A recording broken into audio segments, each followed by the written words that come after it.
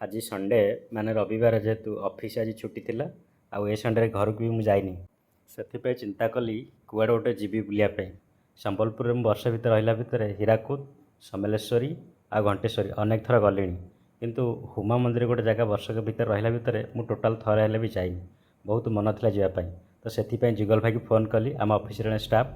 ସିଏ କହିଲା ହଉ ଠିକ୍ ଅଛି ବାହାର ଯିବା। ଏଠୁ ଆମେ ସାଙ୍ଗ ହେଇକି ବାହାରିଲୁ। ଏଠି ପାଣି ବହୁତ ହେଇଯାଇଥିଲା ରାସ୍ତାରେ। ଆମେ ଗାଡ଼ି ନେଇକି ପଳେଇଲୁ। ଯୁଗଲ ଭାଇ କହିଲେ ଏଠି ଭଲ ଫଟୋ ଉଠେଇବା, ଟିକେ ରୁହ। ଛିଡ଼ା ହେଇକି ଟିକେ ଫଟୋ ଉଠେଇବାର ମଜା ନେଲୁ ରାସ୍ତାରେ। ମୋ ବାହାଘର ପରଠାରୁ ବର୍ଷେ ଯାଏଁ ମୁଁ କୌଣସି ଶିବ ମନ୍ଦିର ଯାଇନଥିଲି। ତାପରେ ବି ମୋର ଖୁଡ଼ି ଆଉ ମୋ ବଡ଼ ବୋଉ ଏଇ ଦୁଇ ଜଣ ବି ଅଟାଇମରେ ଚାଲିଗଲେ। ସେମାନଙ୍କର ବର୍ଷିକିଆ ଏଇ କିଛି ଦିନ ତଳେ ଗଲା।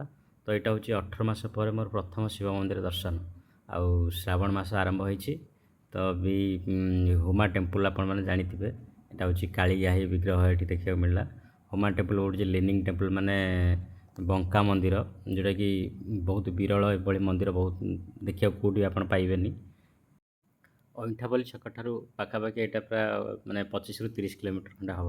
ୱାଓ, କେତେ ପାଣି, ପୁରା ଆଖି ପାଉନି, ଲାଗୁଛି ଯେତିକି ମହାନଦୀ ନୁହଁ ତ ଗୋଟେ ସମୁଦ୍ର। ମୁଁ ଠିଆ ହେଲେ ଏଠି ପୁରା ପାଣି ଆସି ପାଦ ଛୁଇଁ। ଏଠି ଗୋଟେ ମାଛ ହାଟ ଥିଲା। ମୁଁ 2013 ମସିହାରେ ଆସିଥିଲି। ଆମେ ମାଛମାନଙ୍କୁ ଖାଇବାକୁ ଦେଉଥିଲୁ। ଏବେ ଚାଲନ୍ତୁ ଦେଖାଉଛି ମନ୍ଦିରର ଭ୍ୟୁ କେମିତି।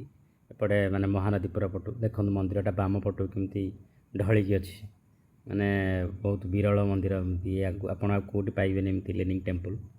ଏଇଟା ହୁମା ମନ୍ଦିର। କିଛି ସେଲ୍ଫି ନେଇଯାଉଛି ଫଟୋ ସହିତ, ମନ୍ଦିର ସହିତ। ଏଇଟା ହେଉଛି ନବଗ୍ରହ ମନ୍ଦିର। ସେଲ୍ଫି ଜଣକୁ କହିଲି ଭାଇ ଗୋଟେ ଫଟୋ ଉଠେଇଦେ ମୋର। ସେଲ୍ଫି ହୁମା ଲେଖା ସହିତ ଗୋଟେ ସେଲ୍ଫି ନେଇଗଲି। ବର୍ତ୍ତମାନ ଆମେ ରିଟର୍ଣ୍ଣ କଲୁ ଯୁଗଲ ଭାଇଙ୍କର ମୋର। Bye bye.